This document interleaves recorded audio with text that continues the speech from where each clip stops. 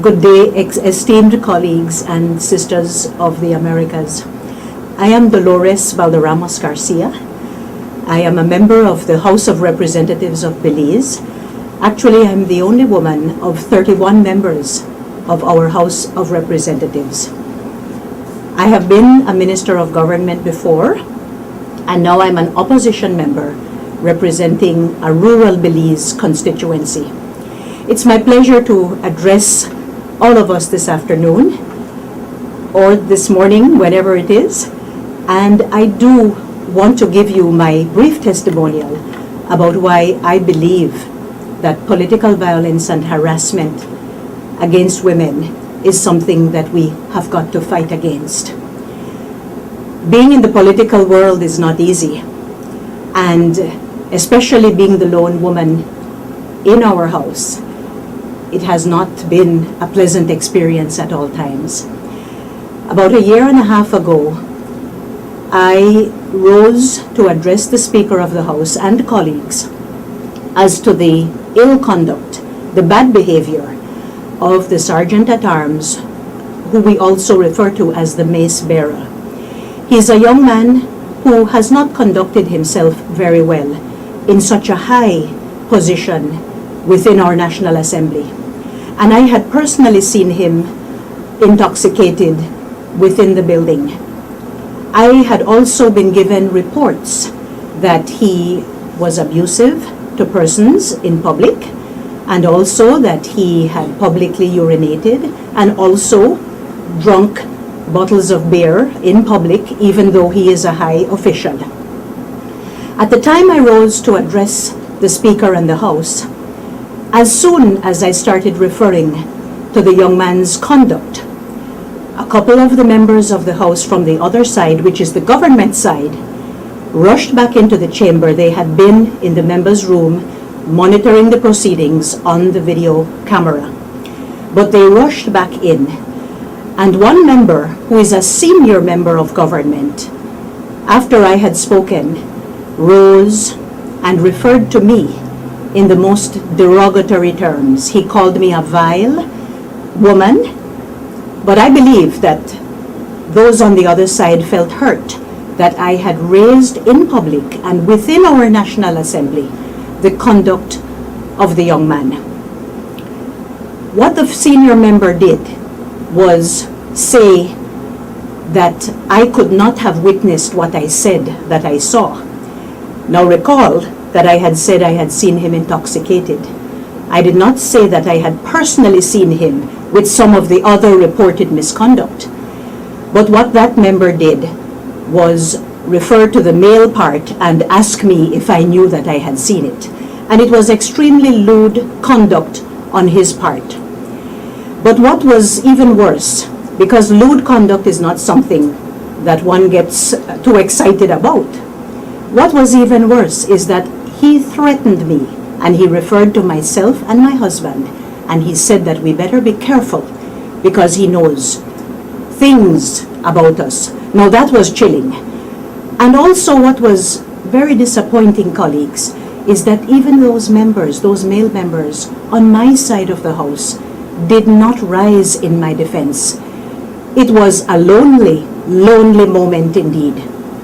Now, I have to tell you that apart from that chilling threat, when the incident was over, there was such an outcry from the general public that after a couple of days, that senior member found himself having to make a half-hearted apology, not to me, but over the radio, saying that it is something that he somewhat regretted. Now, having gone through that, my colleagues, I can say that I know how it feels, but I do know that what I experienced was perhaps nothing in comparison to what women, even in our Americas and in other parts of the world, have to go through. I was once an observer, a member of an observer group to elections in Sierra Leone, and we were told that many, many women politicians and prospective candidates had been threatened, intimidated, threatened with rape, threatened with murder, threatened in terms of their families. And so I know that this is something that we in the political world, if we are to succeed, must fight against very, very seriously. I want to say, though, that something good always comes from a negative experience.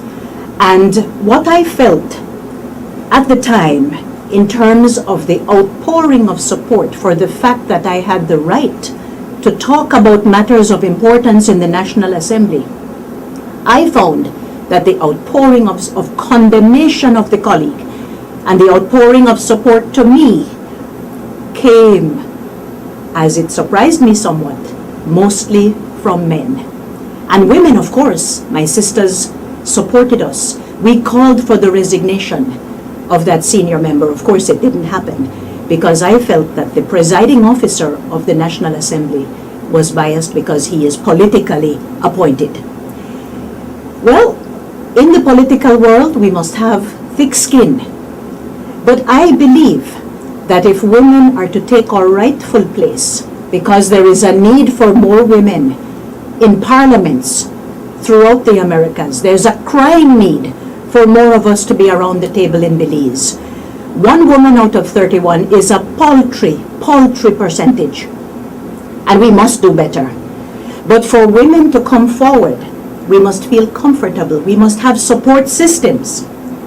And so I want to say that the great outpouring of support for myself at that time and the demand of the Belizean public for better conduct within our National Assembly was something that I found very heartening.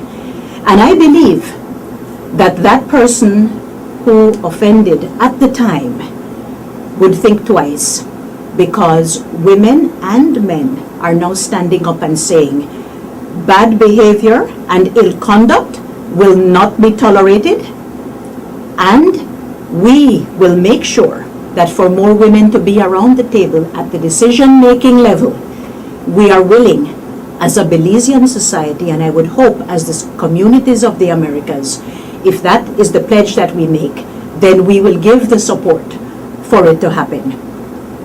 I always like to look at the brighter side of things, and even though it was a very difficult experience, I believe I have come out stronger for it. With the support that I received, I have become even more outspoken as an opposition member. I talk about the social issues of the day. We speak truth to power, and we try to make sure that we do our part to make our communities better. I want to encourage all of us to continue the fight. I am completely committed to continuing the struggle for more women to be at the decision-making level in Belize, and I just wanted to share my brief experience with you. Women of the Americas, let us unite to ensure, to absolutely ensure that there will be respect for all members of houses of representatives and parliaments, regardless of gender, regardless of beliefs, regardless of differences. And that is the message that I would like to leave with you today. Thank you very much.